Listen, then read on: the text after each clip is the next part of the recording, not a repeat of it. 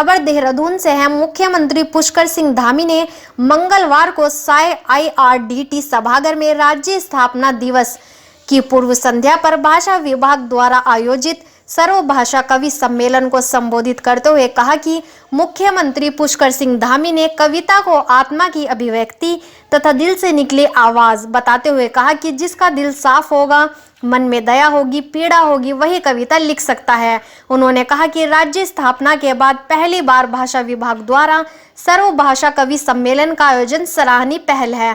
मुख्यमंत्री ने कवि सम्मेलन में पधारे कवियों को सम्मानित करते हुए कहा कि कवियों के बारे में कहावत है कि जहां ना पहुंचे रवि वहां पहुंचे कवि।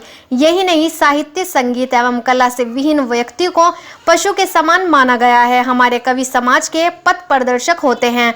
मुख्यमंत्री ने राज्य आंदोलनकारियों को नमन करते हुए सभी को राज्य स्थापना की भी बधाई दी। उन्होंने कहा कि विविधता में एकता हमारी पहचान है।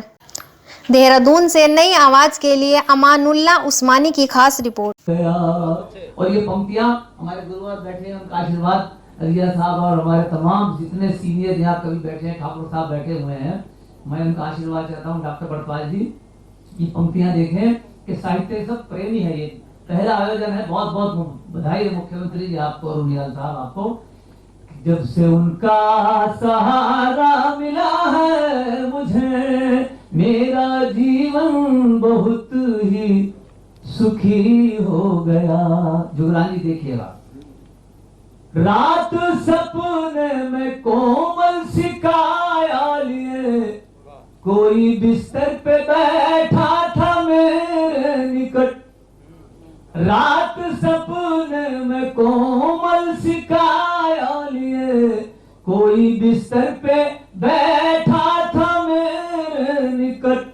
सुबह उठकर जो देखा तो बस क्या कहूँ, सारा बिस्तर मेरा मखमली हो गया।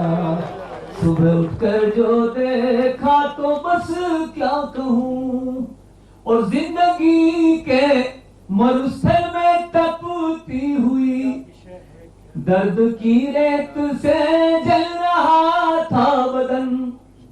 जिंदगी के मरुस्थल में तपती हुई दर्द की रेत से जल रहा था बदन।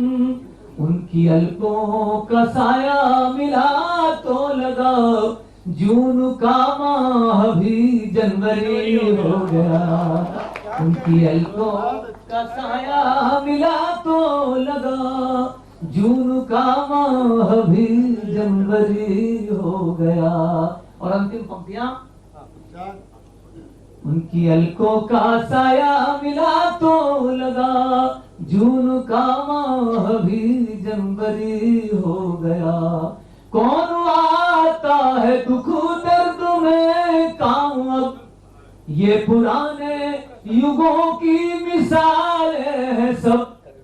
कौन आता है दुख दर्द में काम अब, ये पुराने युगों की मिसाल है सब। रक्त से रक्त का कोई नाता नहीं, आज मानव बड़ा स्वार्थी हो गया।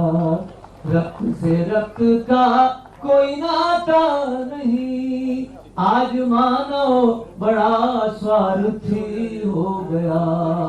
और समय की बंधन है, मक्ता सुनिएगा। जब से उनका सहा, एक कवि पीछे भी चल रहा है साथ साथ अपनी अपनी सब कविताएं दोहरा रहे हैं। काफी किसी पढ़ना जरा जोरदार तालियों से मंच का उत्साहवर्धन करें। जब से उनका सहारा मिला है मुझे, कैसी अफूजल बहार अभी आने लगी। बाड़ी अब तो खेतों को खाने लगी। भाई जिसको समझते रहे उम्र भर, खून का प्यासा देखो वही हो गया। जब से उनका सहारा मिला है मुझे, मेरा जीवन बहुत ही सुखी हो गया। धन्यवाद मुझे आमंत्रित करने के लिए। यहाँ पर उपस्थित सभी को नमन करते हुए मैं आपको आमंत्रित करती हूँ मेरी कविता से जुड़ने के लिए। मैं क्यों लिखती हूँ, मैं क्यों लिखती हूँ, तुमसे कहती मैं क्यों लिखती हूँ। शब्दों के श्रृंगार अभिनय, शब्दों के श्रृंगार अभिनय और सुंदरता, सबसे तुम्हें रिझाने को मैं लिखती हूँ। तुम्हारे नयनों का स्पर्श, तुम्हारे नयनों का स्पर्श जब मेरे शब्दों में घुलता, तुम्हारे नयनों का स्पर्श जब मेरे शब्दों में घुलता, श्रावित वह मुझ तक आता, इस मधुर द्रव्य से प्यास बुझाने प्रियतम मैं लिखती हूँ। अधीर हृदय की धीर बंधाने, अधीर हृदय की धीर बंधाने, परोक्ष प्रेम का परिचय कराने, अधीर हृदय की धीर बंधाने, परोक्ष प्रेम का परिचय कराने, प्रियतम जब मैं थकती हूँ मैं लिखती हूँ। प्रेम पुष्पों की सेज सजाने, स्थापित रिवाजों से टकराने, प्रेम पुष्पों की सेज सजाने, स्थापित रिवाजों से टकराने, बाधाओं से जब डरती हूँ प्रियतम मैं लिखती हूँ। व्यथित मन का संताप सुनाने, विरह वेदना को बहलाने, व्यथित मन का संताप सुनाने, विरह वेदना को बहलाने, तुमको खुद में बुनती हूँ प्रियतम तब मैं लिखती हूँ। कल्पित कथा में तुमको पाने, कल्पित कथा में तुमको पाने, क्षितिज मनोभावों का सजाने, तुमको खुद में बुनती हूँ प्रियतम मैं लिखती हूँ। असंगत इस संबंध की कृतज्ञता तुम्हें अर्पित करने, असंगत इस संबंध की कृतज्ञता तुम्हें अर्पित कराने, जल वर्षावन तुम्हें भिगाने, अभिलाषा यह रखती हूँ बार बार मैं लिखती हूँ। अप्रकट कुछ भाव सुनाने, अप्रकट कुछ भाव सुनाने, शब्द उपहार तुम्हारे पाने, अप्रकट कुछ भाव सुनाने, शब्द उपहार तुम्हारे पाने, डर डर कुछ पग धरती हूँ, है सब यही प्रिय क्यों मैं लिखती हूँ। मैं सबसे पहले तो आप सभी को, कल राज्य स्थापना दिवस है, राज्य स्थापना दिवस की मैं आप सबको बधाई देता हूँ, बहुत शुभकामनाएं देता हूँ। और कहते हैं जहाँ न पहुँचे रवि वहाँ पहुँचे कवि, तो कवियों के बीच में आकर भाषण देना ठीक वैसे ही है जैसे जो है स्वादिष्ट खीर के बीच में कोई कंकड़ आ जाना। क्योंकि आप सब लोग, मैं सोच रहा हूँ कि सब लोग अपनी अपनी यहाँ से हैं कविता करने के लिए व्याकुल हैं, मैं देख रहा हूँ, और प्रतीक्षा में है। मैं ठीक कह रहा हूँ ना वैसे, क्यों रविंद्र जी? सुनने के लिए भी व्याकुल है।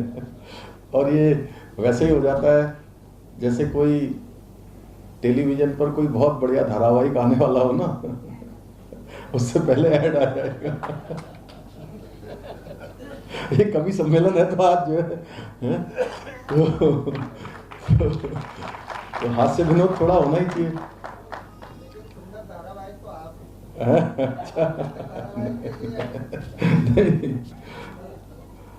देखिए, हमारे शास्त्रों में कहा गया है, साहित्य, संगीत अथवा किसी भी अन्य कला से विहीन जो साक्षात पूछ और सिंगों से विहीन जो है, जो इनसे अलग होता है, वो एक पशु की तरह ही होता है, जानवर की तरह होता है। और हमारे जैसे लोगों के लिए आज दिन भर की आपाधापी, मैं सुबह प्रातः काल से यहाँ से अभी शिमला से लौट के आ रहा हूँ, और दिन भर वहाँ आज कार्यक्रमों की भरमार। मैं 4:45 पर यहाँ पहुँचा हूँ और 5 बजे घर पहुँचा वहाँ से थोड़ा हाथ मुँह धो के फिर सीधे आपके बीच में चला आया। पता लगा कि आप लोग थोड़ा अभी तैयारी में व्यस्त हैं, तो थोड़ा और विलम्ब लगेगा, तो इतनी देर में हम लोगों ने चाय पान किया, यहाँ पर जलपान किया मिश्रा जी। और ऐसे कार्यक्रमों में जाना होता है तो निश्चित रूप से मेरे मन में भी बड़ी उत्सुकता थी, बड़ा इंतजार था। और हेमंत जी कह रहे थे विष्ट जी की जो है एक आध कविता सुन के जाना। मैं तो सोच रहा था कि आपके बीच में जो है जब तक आपका कवि सम्मेलन चले तब तक बैठा रहूं।